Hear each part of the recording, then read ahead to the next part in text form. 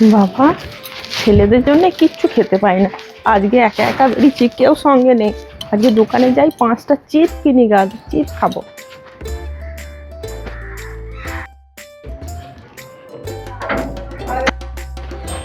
ও দোকানে, হ্যাঁ বলুন, কি লাগবে?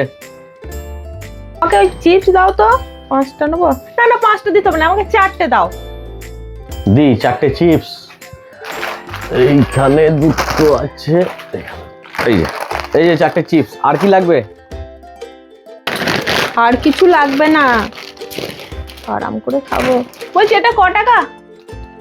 ওটা 20 টাকা হচ্ছে। 20 টাকা?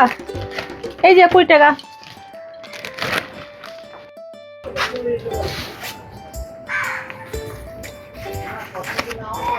আরে 20 টাকার ভেতর 500 টাকার নোট। থাক, বলবো না, 500 টাকা নিয়ে নি। কি আছে ভাবি, মহিলাটাই তো আসছে না, স্বীকার করলে হবে না। বলছি ভুল করে ওই 20 টাকা নোটের সঙ্গে আমার একটা 500 টাকা নোট চলে গেছে। 500 টাকার নোট না তো, 20 টাকায় তো দিয়ে গিয়েছেন আপনি।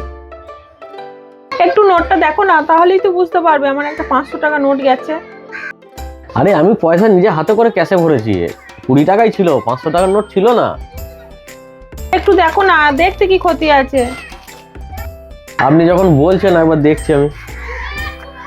এই যে এই 20 টাকাটাই আমি পেয়েছি আপনার কাছ থেকে, 500 টাকার নোট কিছু আসে নাই আমার কাছে। আমি বলছি না আপনাকে।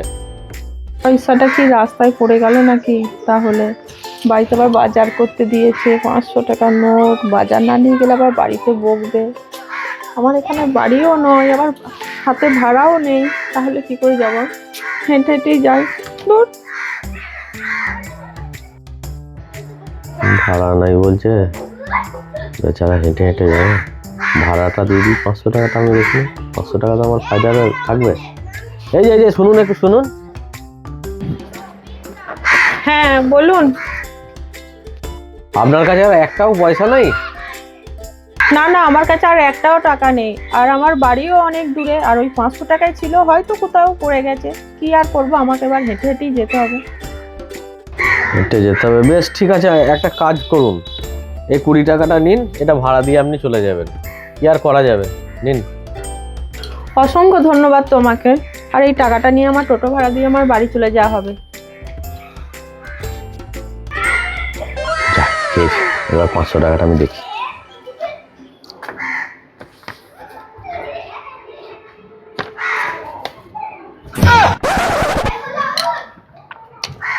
ভারতীয় মনোরঞ্জন ব্যাংক অফ ইন্ডিয়া। চিপসটাও নিল 4টে ফ্রিতে, আর 20 টাকাটা যেটা ছিল সেটাও নিয়ে চলে গেল। আর এইটা আমাকে বোকা বানিয়ে দিয়ে চলে গেল। বেশি লোভ করলে যা হয়, আমি লোভে পড়লাম, টাকাটা ভালো করে খুলে দেখি নাই, হয়ে গেল সর্বনাশ আমার।